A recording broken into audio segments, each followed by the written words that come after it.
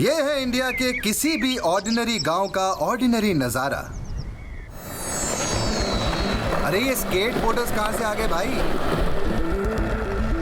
ऐसा नजारा तो किसी गांव में नहीं देखा यार। पर ये कोई ऑर्डिनरी इंडियन गांव नहीं है दोस्तों, बल्कि ये है इंडिया का अनोखा amazing skateboarding village, Madhya Pradesh का जनवार। पन्ना नेशनल टाइगर रिजर्व के पास जनवार गांव कुछ सालों पहले तक इंडिया के सबसे पिछड़े इलाकों में गिना जाता था, लेकिन अब करीब 1400 लोगों के इस छोटे से गांव के बच्चे मचा रहे हैं 4 पहियों पर तूफान। Kid, yeah, I'm running wild, you a good kid, I'm the other child. Coming straight from the underground, you can feel me coming, hit a rumble now. Storm in, hit a thunder sound. यहाँ के ज्यादातर बच्चे पिछले 3 साल में कई national और international level championships में 30 से ज्यादा मेडल्स जीतकर भारत की शान बढ़ा चुके हैं। OMG! इस जबरदस्त अचीवमेंट का श्रेय जाता है जर्मनी की एक्टिविस्ट उल्रीके रेनहार्ड को, जिन्होंने 2014 में इस गांव में वो कर दिखाया जिसके बारे में यहाँ के लोगों ने ना कभी सुना था ना सोचा था। शुरू किया skateboarding park.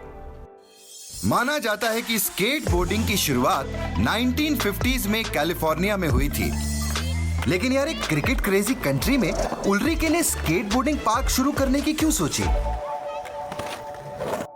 Wherever you go in the world, the skateboarders, you know, it's all about counterculture. It's all about being against the mainstream, finding your own way. I was very sure some kind of clash will happen, and you need this movement to get something out of balance. Without movement, you can't drive change.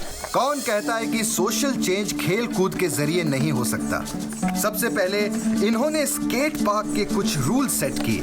No school, no skateboarding. बच्चों ने skateboarding के लालच में school जाना शुरू कर दिया और अटेंडेंस 25 से 50% तक बढ़ गई। और दूसरा रूल था गर्ल्स फर्स्ट, जिसकी वजह से लड़कियों का पार्टिसिपेशन बढ़ा और बच्चों ने खेल खेल में जेंडर इक्वालिटी का पाठ पढ़ लिया। और इस मस्ती की पाठशाला में ये सीख गए लाइफ लेसन्स। और अब बच्चों की ओवरऑल पर्सनालिटी डेवलपमेंट में 4 चांद लग रहे हैं। मेरी ज़िंदगी में बहुत ज़्यादा बदलाव हुए हैं, जिनकी शायद मैं कभी इच्छा नहीं कर सकती थी। मुझे ऐसा लगता था, मेरे अंदर कॉन्फिडेंस आया है और मैं खुद के लिए स्टैंड ले सकती हूँ। मेरी ज़िंदगी मैं डिसाइड करूँगी मुझे कैसे रहना है, कैसे जीना है, क्या करना है।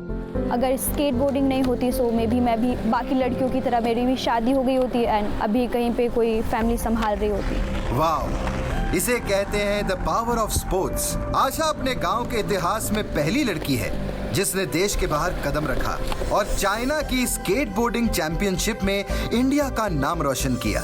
आशा की तरह इस गांव में और भी लड़के लड़कियां हैं जिनमें अब कॉन्फिडेंस है कि सामाजिक और आर्थिक मुसीबतें उनकी सरसराती रफ्तार को नहीं रोक सकती। स्केटबोर्डिंग मेरे लिए एक नया खेल, एक नया अपने लक्ष्य की ओर जाने का एक नया तरीका है। उसके थ्रू मेरी लाइफ चेंज जो हुई और इंटरनेशनल भी खेला है, नेशनल से गोल्ड मेडलिस्ट हूँ। कि जो हमारे मम्मी पापा भी मजदूर करते थे, अब उन्हें ये पता हो गया कि हमें मजदूरी नहीं करनी, तो हमें भी सपने देखने का मौका मिलने लगा कि हम भी अपने लक्ष्य की ओर चलेंगे। अब स्केटबोर्डिंग इस गांव के लिए एक खेल नहीं बल्कि एक उम्मीद है। उम्मीद एक बेहतर कल की, वो कल जिसमें ये बच्चे इनइक्वालिटी की दीवारों को लांघकर बेलगाम उड़ान भर सकते हैं। जनवार गांव और उसके अमेजिंग स्केटबोर्डर्स के लिए कहना ही पड़ेगा बॉस, OMG, ये मेरा इंडिया।